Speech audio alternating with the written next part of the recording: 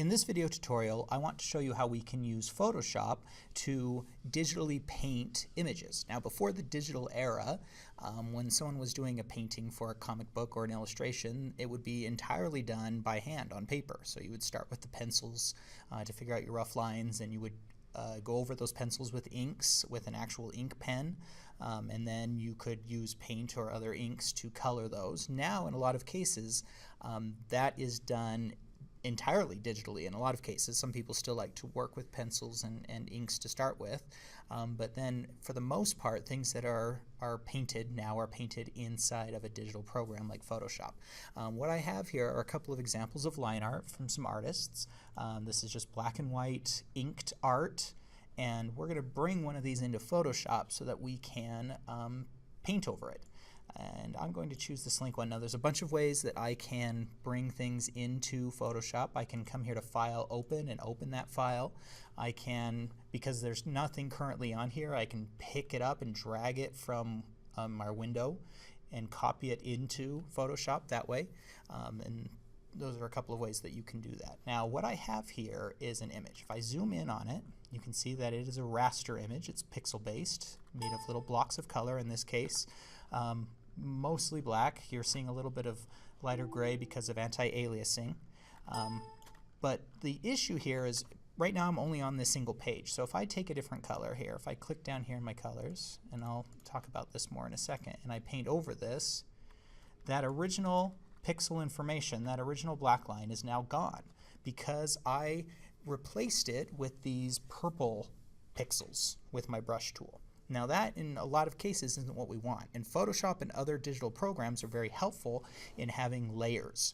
Layers are like invisible pieces of paper that are laid on top of our original piece. And I can draw on these new layers, and those new layers won't affect the layers underneath them unless I want to. And there's some interesting things I can do with layers. You can have basically an infinite number of layers. Say that I do something and I change my mind in 5 days and I have it on a separate layer. I can throw that layer away. I can take that invisible sheet of paper and get rid of it and still have my original layer. And so using layers is a good thing and something that's very important to learn when learning Photoshop. So I'm going to undo this with Control-Z, and I'll show you again doing this again by creating a new layer. Now, down in the bottom right hand side of your screen, you should see a tab called Layers. If you don't, you can click through on it. You may want to make sure, I like Essentials is my most favorite of the default workspaces. And to create a new layer, I click on this piece of paper with the edge pulled up. That is a symbol that Adobe programs use a lot to mean new. And in this case, because it's in the Layers palette here, it will mean a new layer. And when I click on that, it will create a new layer above our default background layer, which we'll talk about later, called Layer 1. Now, immediately, Layer 1 isn't an especially helpful name. When you get up to, say you're working on something very complex and you have 50 or more layers, Layer 38 isn't especially helpful as a, hey, that's what's on this layer. And so I'm going to want to rename this. So if I name this, maybe I'll just say purple because I want to show you. If I double click on that, I can change the name of it. And then when I hit enter, it verifies that name. Now if I draw this same line, it looks like I'm still covering those pixels underneath it, but what I've actually done is created that on a separate layer. I can turn the visibility. I can temporarily turn being able to see those layers on and off. So watch what happens when I turn off my purple layer by clicking this eyeball. The original black pixels there are still there. That's the magic of layers. There's some other cool things I can do with it. This is what this layer looks like by itself. So I just turned off the background layer, and you'll see this gray and white checkerboard a lot. That represents transparency. That means there's nothing there, no color. And in a lot of cases, we can export images that have no color, and they will remain transparent if we use the correct file formats. PNGs and GIFs can both keep those transparencies, but that's different than white because white is a color and would still cover up something behind it. I can also like move this, I can resize it. There's a lot of cool things that we can do with layers. But I'm going to go ahead and delete that.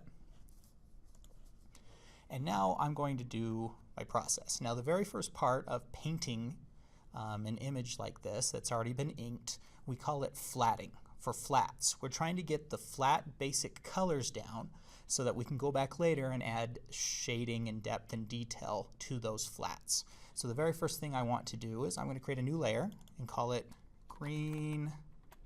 I can just call it green, I can call it green flat, whatever I want. Now, the way that I choose my color is down here in the bottom left. I have two colors, and I can switch between them by pressing X or by clicking this double-sided arrow here.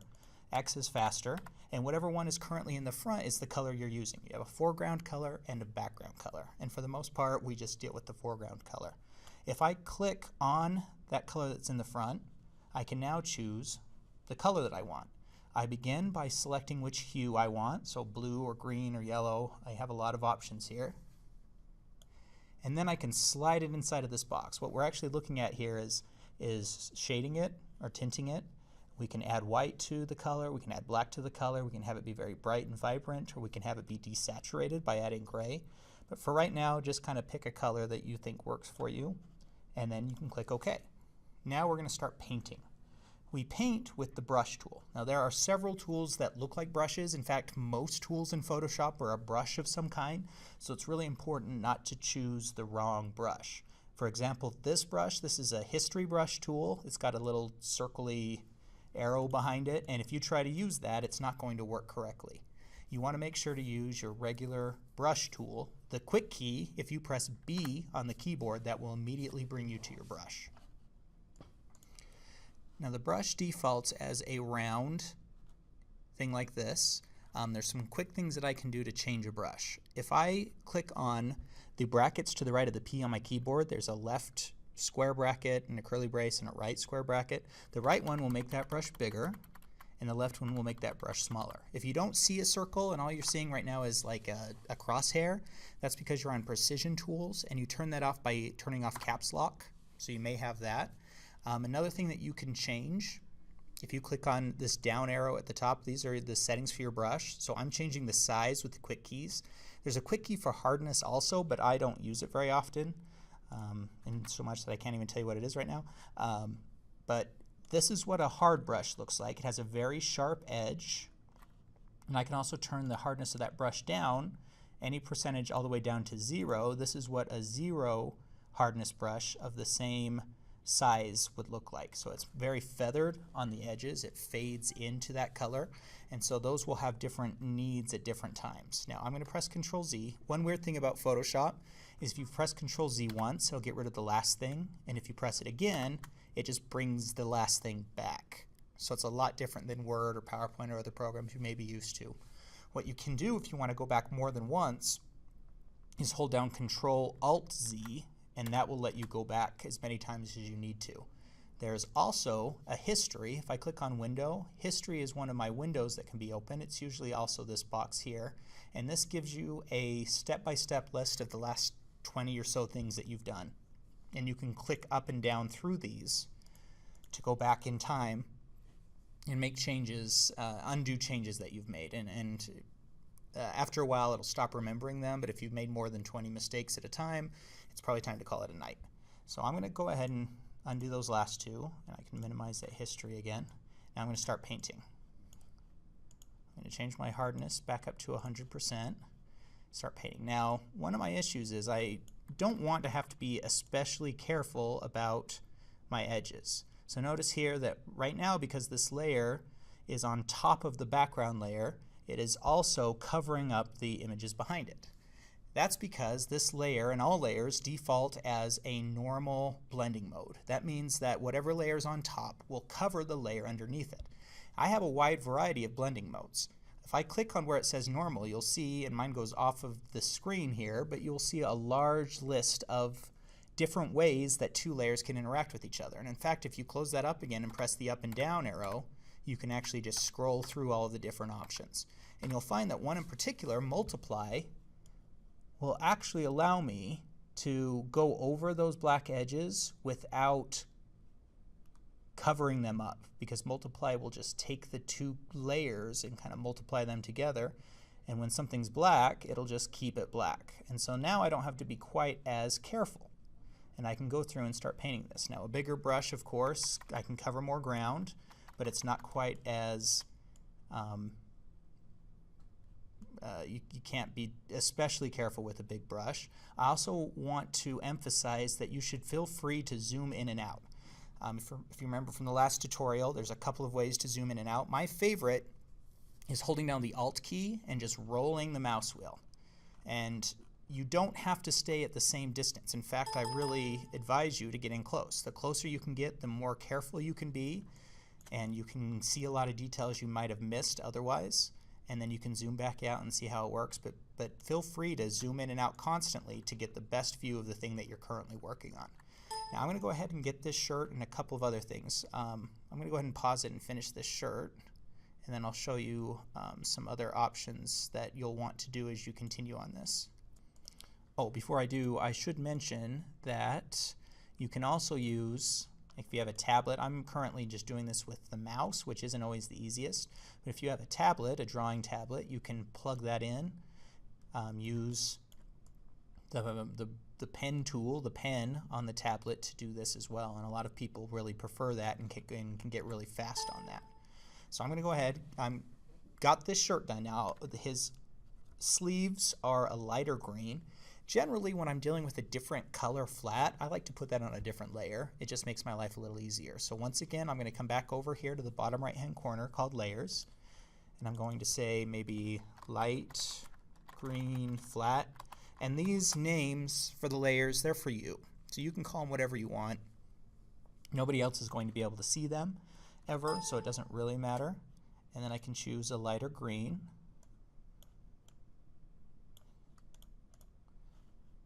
And once again, I need to change it. Layers default to normal, which means they'll cover the layer underneath them. So if I come here and I change normal to multiply again, once again it'll not cover over the black in the base layer. Now let me show you what happens. When I turn off the background and the light green, this is what that layer actually looks like right now. Oh, that's from my art history brush. Ignore that. I'm going to undo that. My green flat layer alone looks like this. It looks kind of weird. If I zoom out, it doesn't look like much of anything at all. But when I add it in with that background layer, that's how layers work. And if I decide later, man, I really didn't like that green flat layer I did, I can click on the garbage can and it's gone without affecting the original layer. So using layers is a really great way to save yourself time, to make your life easier, and to be able to do tricks that you wouldn't be able to do otherwise. So I'm going to go ahead and fill in a couple more flats here, and then I'll come back. Now when you click on New Layer, it always creates a new layer directly above whatever layer you're currently selected on, and you know which layer you're selected on because it is highlighted in a lighter blue here. There's not really any indication on your artboard itself about which layer you're on, so sometimes it can get confusing. You have to be really careful. But if I click New Layer now, that layer is actually underneath my green flat layer, which may cause problems if I'm trying to color in like his scabbard or whatever. And so I can also pick up these layers and actually drag them, and you can see as I drag them maybe that when I drag them onto the line, that line becomes highlighted. That means it's going to be put there instead. So I can change the order of my layers just by picking up and dragging them. So this will be his skin flat, and now I can start painting in his skin. Alright, now you'll notice that I've got a bunch of layers. I've got a skin flat, I've got a hair flat. If I leave that, that's what the hair looks like by itself. This is what the skin looks like by itself. Kind of hard to see. But all of those layers together, if I re-click them on so that they're visible, you can see that I've got a pretty good start here. Now, I'd probably continue on and finish doing my flats, but I want to show you a couple of ways that we can now add shadow and detail to these. Now let's say on his hair I want to add some extra shadow, or maybe even on his face. Let's do the face. So I'm going to choose skin flat. I'm going to create a new layer above that. And I'll call this maybe skin shadow or something like that. I don't know. It doesn't matter because once again nobody else will see it. Now I've chosen a darker skin layer to put on top of this. And now because it's on top of the skin shadow layer, I can cover up that shadow. Now once again, I want to turn on multiply so that it doesn't get the background. And now I can start coming in and getting more of the shadowy layer. Now here's the thing. I don't want to have to be too careful about getting out into the hair and other things. But this is a trick that I can do.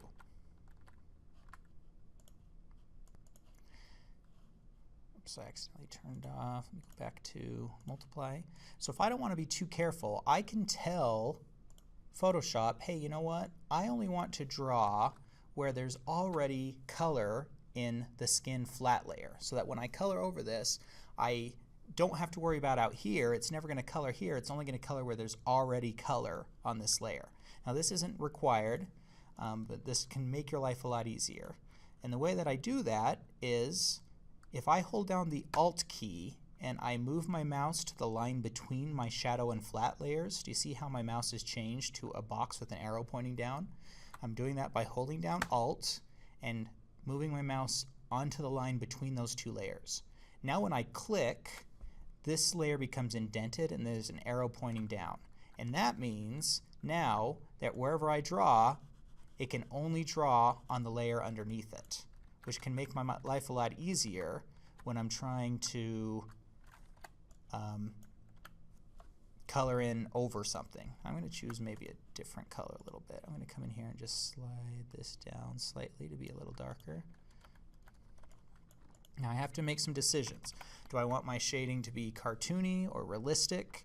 I can use, if I want it to be realistic, I could feather my brush down, get a really small hardness on my brush of 0 and have it be really faded.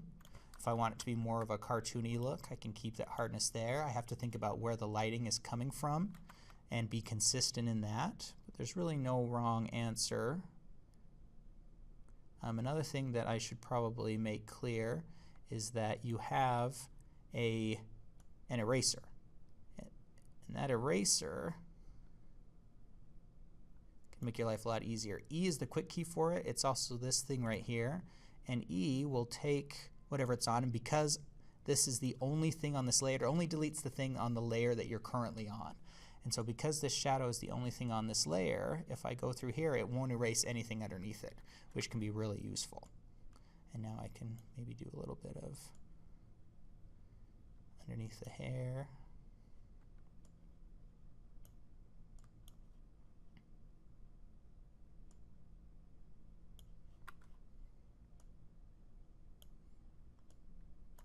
And I'll maybe get my eraser out again.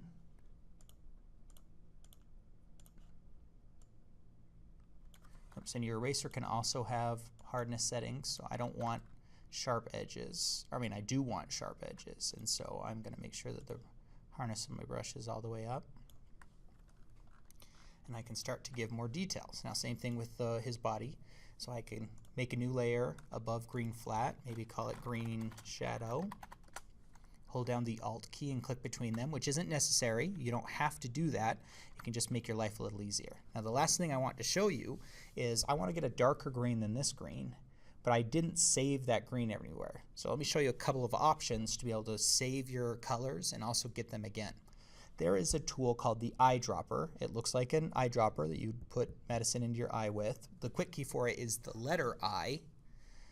If I select that and I click on a color, it will automatically make that the foreground color. And that's one quick way to select colors you'd used previously, or colors off of an image, or any other way of pulling colors from something else.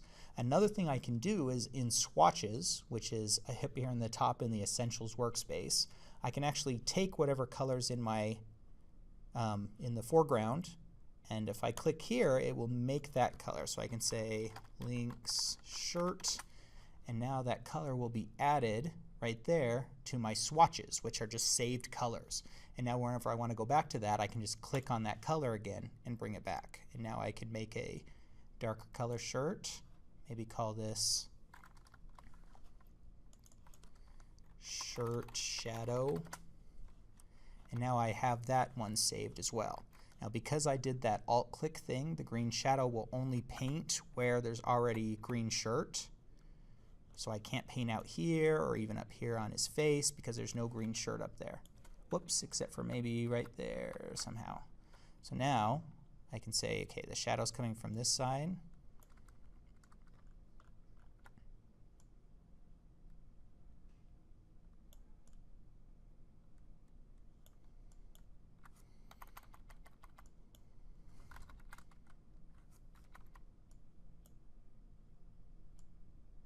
I can come in with my eraser and make those edges sharper. And basically I'm just trying to figure out what would it look like if the color was coming from that side. And so it's really up to you. There's no wrong way to do this, but you'll just be trying to figure out the best way to color that in. You might decide to go for a more realistic look and have feathered edges, turn your hardness down to a low number, even to 0, and try it from there. But then you can keep coloring this in until you have a fully digitally painted image. And then when you're done, you can save that as a JPEG and do whatever you want with it.